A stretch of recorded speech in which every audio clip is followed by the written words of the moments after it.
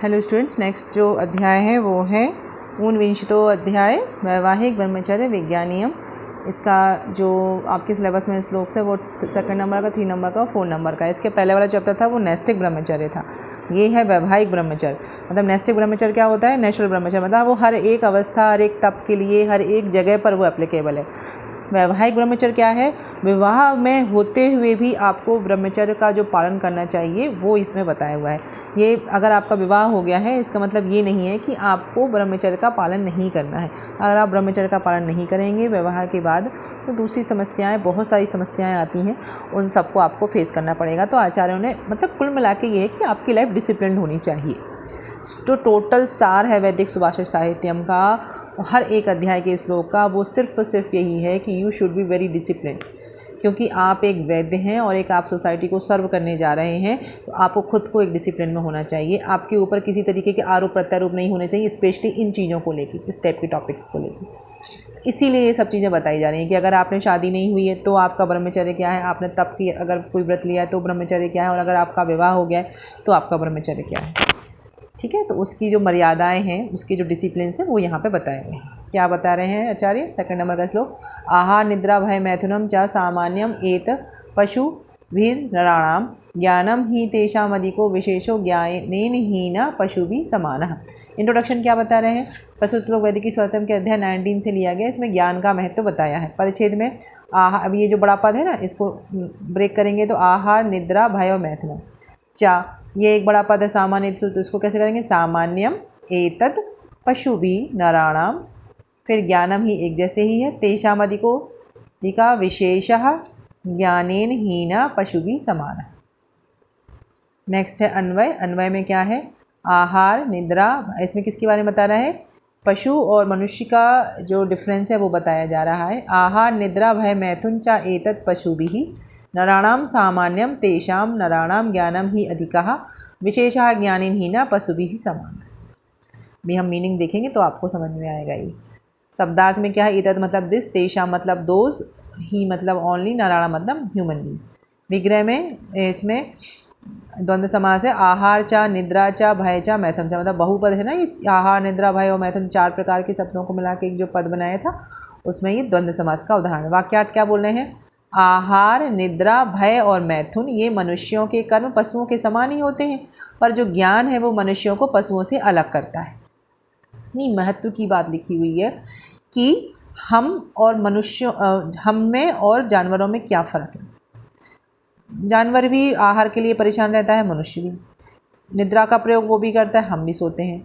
भय हमें भी लगता है लाइफ के लिए, जानवरों को भी लगता है। सेक्स वो भी करते हैं अपनी प्रजा को बढ़ाने के लिए, सेक्स मनुष्य भी करते हैं अपनी प्रजा को बढ़ाने के लिए। अब फ़र्क कहाँ है? वो भी मनुष्य, वो भी सेम चीज़ कर रहे हैं, हम भी।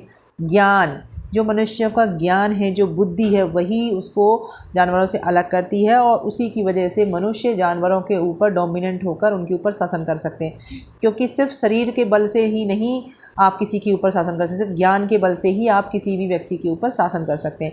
तो 4 चीज़ें समान होते हुए भी हम अलग हैं।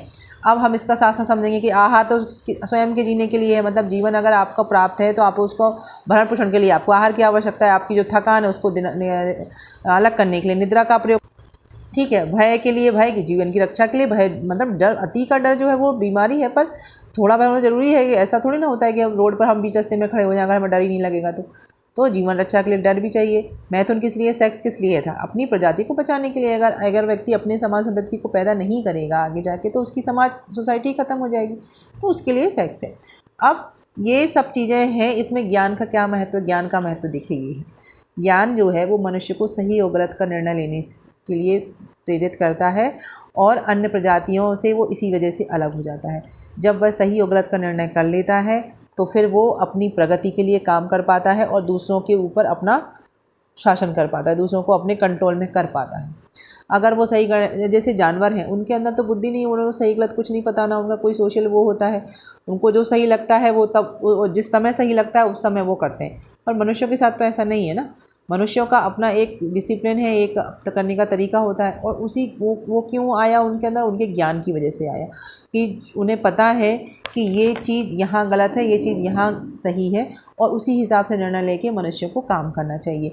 तो मनुष्य यदि हम ऐसा ज्ञान का प्रयोग नहीं कर रहे हैं, ज्ञान का प्रयोग करना मतलब है कि अगर आप आहार, निद्रा, भय और सेक्स में अपने ज्ञान का प्रयोग नहीं कर रहे हैं तो आप जानवर का जीवन जी रहे हैं। कहने का मतलब आचार्यों का सिर्फ यही है।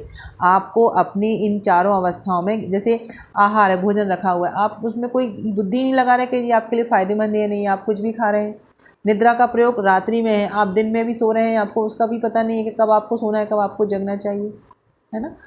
और भय, भय का प्रयोग, अति भय की स्थिति पहुंच गई है यदि, तो वो भी एक बीमारी का कारण होता है। सेक्स, आपको यही नहीं पता है चीज़ों के लिए कि कब कौन सी चीज़ करनी चाहिए, तो वो भी, उससे भी बीमारियां बहुत होती हैं। अति मैथुन की जो बीमारियां हैं वो बहुत सारी बीमारियां हैं। तो इसीलिए उसमें आपको अपनी बुद्धि का प्रयोग करना है और फिर उन चीज़ों में इन्वॉल्व होना है, नहीं तो वो परेशानी रहेगी। ठीक है। उसके बाद नेक्स्ट जो 2 अध्याय के अध्याय नहीं, श्लोक अर्थ, 3rd नंबर का श्लोक है। अर्थो ही वा एष आत्मनस्तस्माद्यात् जायां न विन्दते न्यायतावत् प्रजायते असर्वो ही तावत् भवति अथ अयदेव जायां विदन्ते प्रजायते तर्हि सर्वो भवति। विवाह का महत्व बताया है इसमें, पदच्छेद में है। अर्थः ही वा एषः आत्मनः तस्मात् यत् जायाम न विन्दते न एतावत् प्रजायते असर्वः ही या तावत् मतलब भवति। यदा एव जायां विन्दते प्रजायते तर्हि सर्वा भवति। अन्वय में क्या है? यत् जायां न विन्दते तस्मात् एषः आत्मनः अर्धा ही वा एतावत् न प्रजायते तावत् असर्वा ही भवति। यथ यदा एव जाया विन्दते प्रजायते तर्हि सर्वा भवति। शब्दार्थ है यत मतलब व्हेन, जायाम वाइफ को बोल दें, विन्दति फाइंड्स, तस्मात् क्योंकि, तावत till then, Asarva not complete, भवति इट इज़, अथ मतलब देन, यदा मतलब व्हेन, तरही मतलब देन ओनली, एतावत मतलब टिल दैट, और प्रजायते मतलब ऑफस्प्रिंग मतलब आपकी प्रजा। विग्रह में है यदा प्लस ए वृद्धि संधि का उदाहरण है। असर्वाह न सर्वाह नैन तत्पुरुष का उदाहरण है। नैतावत ना प्लस एतावत वृद्धि संधि का उदाहरण है। यत जायाम यत प्लस जायाम इश्चित्व संधि का उदाहरण है। तस्माद्य तस्मात् प्लस यत जसस्व संधि का उदाहरण है। आत्मानः तस्मात् विसर्ग संधि का उदाहरण है।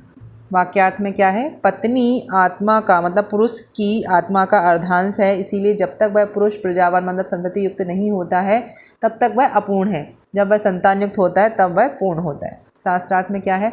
अर्धनारीश्वर का जो रूप है भगवान शिव जी का, वो इसी बात के लिए है कि हर एक व्यक्ति में आधा स्त्री और आधा पुरुष रहता है, और जब वो दोनों एक होते हैं तभी उसकी पूर्णता होती है, नहीं तो वो पूर्णता नहीं होती है। तो यही यहाँ पे बताया हुआ है कि आत्मा का जो अर्धांश है मतलब आधा आत्मा जो है वो पुरुष की कहाँ पर? स्त्री में है। और विवाह के बाद जब स्त्री और पुरुष एक होते हैं और जब संतान उत्पत्ति होती है तभी वो कंप्लीट होते हैं। कहने का मतलब सिर्फ यही यहाँ पर विवाह की पूर्णता बताई हुई है कि विवाह की पूर्णता किस में है? विवाह की पूर्णता इसी में ही है कि आप जब किसी के साथ विवाह करते हैं और जब संतान युक्त होते हैं उस समय पर ही आप कंप्लीट होते हैं। देखिए यहाँ पे मैंने लिखा हुआ है, पुरुष संपूर्ण नारी के साथ जब प्रजा उत्पत्ति संभव हो सकती है, बिना नारी के तो प्रजा उत्पन्न मतलब संतान उत्पत्ति हो नहीं सकती है। तो इसीलिए पुरुष और नारी जब प्रजा उत्पन्न मतलब संतान उत्पत्ति करते हैं तभी विवाह पूर्ण होता है, सिर्फ भोग विलास के लिए विवाह का उद्देश्य नहीं है। ठीक है, तो ये आचार्यों ने बताया है विवाह का महत्व।